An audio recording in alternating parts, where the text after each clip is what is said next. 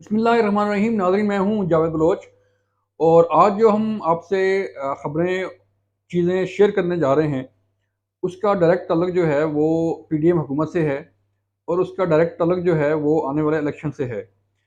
इसके साथ-साथ जो मौलाना फज़ल रहमान जो कि पीडीएम के सरबराह हैं, उनके इख्तिलाफ़ात सामने आए हैं और पीडीएम में फूट पड़ती हुई नज़र आ रही है, क्योंकि सियासत अपनी-अपनी और इलेक्शन अपना-अपना के असूल पर ये जमातें आइंदा इलेक्शन में उतरेंगी। तो लिहाज़ा अब अभी से जो है इन्होंने अपनी लाइन जो है वो लेनी शुरू कर दी है। इसके मुतल्लिक़ आपको तफ़सील से बताएँगे कि आखिर इख्तिलाफ़ात हैं क्या और इसका आने वाले सियासी इत्तेहाद पर क्या असर पड़ने जा रहा है। इसके साथ-साथ आज तहरीक-ए-इंसाफ के चेयरमैन इमरान खान साहब को फिर से तकरीबन 11 मुकदमात में अबूरी ज़मानत उसकी उनकी तोसी हुई है। 19 जुलाई तक उनका अहवाल भी बताएँगे और फिर तहरीक-ए-इंसाफ पर पाबंदी लगाने की जो दरख्वास्त दायर की गई थी सुप्रीम कोर्ट ऑफ पाकिस्तान में, उस पर एतराज़ात लगा दिए गए हैं।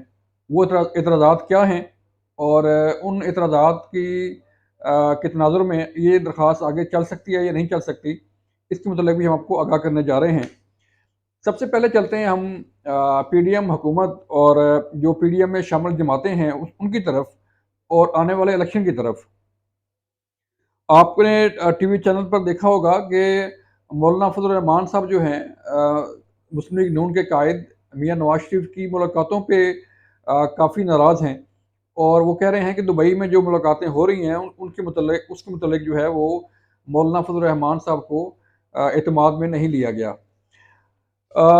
आज उन्होंने ज़राए ने बताया है कि मुलाकात की है वज़ीर-ए-आज़म शहबाज शरीफ साहब से भी और उसमें भी गिले-शिकवे काफ़ी हुए हैं, काफ़ी तहफ़्फ़ुज़ात का इज़हार किया गया है।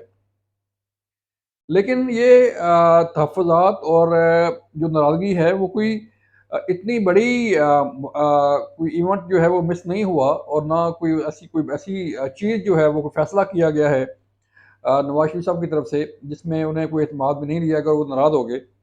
मामला सिर्फ़ ये है कि जो फूट पड़ती हुई नज़र आ रही है, उसका तल्लुक इलेक्शन से है और चूँकि पीडीएम में जो जमातें शामिल हैं, वो एक प्लेटफ़ॉर्म पे तो हैं, लेकिन उनका नज़रिया अलग है, उनकी सोच अलग है, उनका मंशूर अलग है और उनकी पॉलिटिक्स जो है, वो भी अलग-अलग है।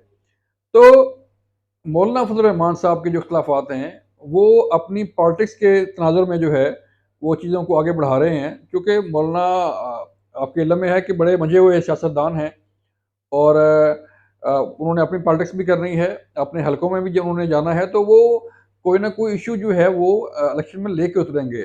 यूआईफे जो है, उसकी पूरी कोशिश है कि वो केपी में हुकूमत बनाए, उनका वज़ीर आला हो, गवर्नर जो केपी हैं वो उनके उनके हैं और उनकी ये कोशिश है कि आइंदा आने वाले इलेक्शन में केपी गवर्नमेंट भी उनके पास हो, जो कि नज़र आ रहा है और कुछ चीज़ें उस सूबाई हुकूमत की हद तक तय भी कर ली गई हैं।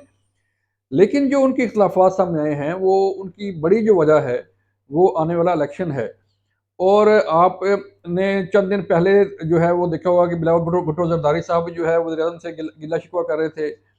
आसिफ अली ज़रदारी साहब भी जो है वो इशारों के में जो है वो बात कर रहे थे। तो मामला सिर्फ़ ये है कि इलेक्शन में किसने क्या इश्यू लेके जाना है और किस चीज़ पे जो है वो उन्होंने इलेक्शन लड़ने जाना है।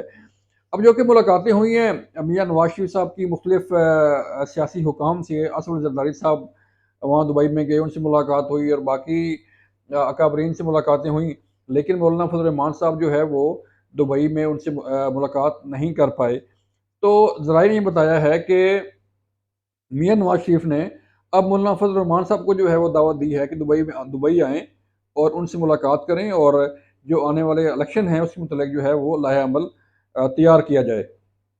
तो वो जल्द ही मुलाकात शायद विदिन फ्यू डेज़ जो है ये मुलाकात हो जाएगी और हो सकता है ये गिले-शिकवे दूर हो जाएँ, लेकिन जहाँ तक मामला इलेक्शन का होगा, जहाँ तक मामला सीट एडजस्टमेंट का होगा, वो तमाम जमातों ने अपने अपने मफादात, अपने अपने कैंडिडेट्स को देख के फैसला करना है। तो आइंदा आने वाले दिनों में मज़ीद अहम खबरें जो हैं वो सामने आ सकती हैं।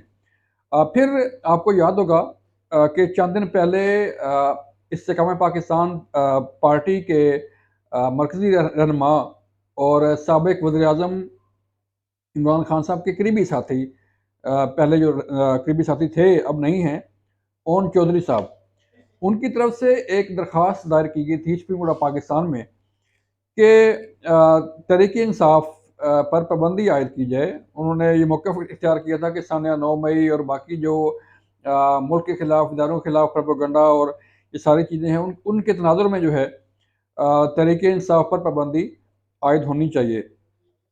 अ, आज जो है वो रजिस्ट्रार ऑफ़िस ने उनकी दरख्वास्त पर एतराज़ लगा दिया है और एतराज़ आयद ये किया गया है कि मुद्दई ने अपनी दरख्वास्त में आर्टिकल 184(3) के तकाज़े पूरे नहीं किए और ये वाज़ेह नहीं किया कि पीटीआई पर पाबंदी जो है आर्टिकल 184(3) के ज़ुमरे में आती है या नहीं आती। रजिस्ट्रार ऑफ़िस ने दरख्वास्त गुज़ार से ये भी कहा है कि उन्होंने किसी और फ़ॉर्म से पहले रुजू नहीं किया और इसके साथ-साथ उन्होंने ये भी इल्ज़ाम लगाया है कि क्या पाकिस्तान तहरीक-ए-इंसाफ पर पाबंदी वफ़ाद आमा का मामला कैसे है और क्यों उन पर पाबंदी जो है वो लगाई जाए। इसके इस दरख्वास्त के दायर होने के चंद दिन बाद ये एतराज़ सामने आया है रजिस्ट्रार ऑफ़िस की तरफ से और ज़ाहिर बात है ओन चोई साहब और उनके वकील जो हैं वो इस एतराज़ को दूर करेंगे और फिर ये दोबारा दरख्वास्त दायर कर दी जाएगी। लेकिन मामला जो है वो यहाँ पर रुकने वाला है नहीं।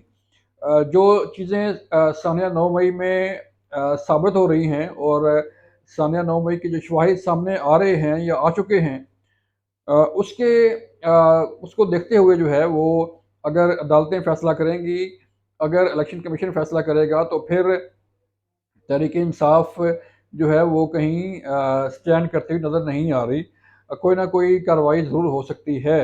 इलेक्शन कमीशन कर सकता है, अगर अदालतों में जो है वो चीज़ें साबित होती हैं और केस प्लीड होता है तो वो वहाँ से पाबंदी आयद हो सकती है। लेकिन ये आने वाला वक़्त ही बताएगा कि तहरीक-ए-इंसाफ का मुस्तकबिल क्या है। लेकिन जो हालात वाक़यात नज़र आ रहे हैं, उससे ये लग रहा है कि तहरीक-ए-इंसाफ आइंदा आने वाले इलेक्शन में कैसे शामिल होगी, जिस पर इतने मुकदमात हैं, इतने इल्ज़ामात हैं और जो प्रोपेगेंडा किया गया, जो इल्ज़ामात लगाए गए, उसे साबित करने के हवाले से जो है वो चीज़ें जो चल रही हैं, उसको देखते हुए तहरीक-ए-इंसाफ कहीं नज़र नहीं आती।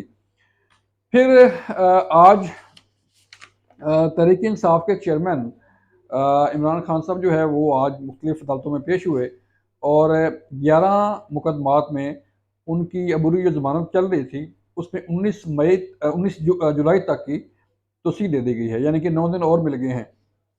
लेकिन इन अदालतों में वो पेश हुए और फिर हाई कोर्ट और कभी लोअर कोर्ट में चक्कर लगाते हुए जो है वो बिलाखिर उन्हें 9 दिन और मिल गए और 19 जुलाई को उनकी दोबारा पेशी होगी। लेकिन कल फिर उनको जो है वो एटीसी में तलब किया गया है। आज उनकी तलबी थी 10 तारीख को और 11 तारीख को दोबारा जो है उन्हें तलब कर लिया गया है। जिससे लग ये रहा है कि जो अब केसेस चल रहे हैं, जो ज़मानतें चल रही हैं, ज़ाहिर बात है, अबूरी ज़मानतें जो हैं वो कब तक चलेंगी? जब भी कोई किसी पर एफआईआर होती है या किसी मुलज़िम को पुलिस शामिल तफ्तीश करती है, तो उस तफ्तीश को मद्देनज़र रखते हुए जो है वो अदालतें ज़मानतें देती हैं और ज़मानतों को आगे तोसी भी मिलती है। तो देखना ये है कि ये अबूरी ज़मानतें जो हैं वो कब तक चलेंगी और कब जो है वो खान साहब शामिल तफ्तीश होकर पुलिस रिपोर्ट जो है या चालान जो है मुकदमे का वो पेश होगा और ट्रायल आगे बढ़ेंगे। ये थी आज की अपडेट्स और आज के अहवाल। हम आपको मज़ीद जो अपडेट्स होंगी, जो सियासी हालात बदलते जा रहे हैं, उसके मुतल्लिक आगाह रखेंगे। अपना ख़्याल रखिएगा। अल्लाह हाफ़िज़।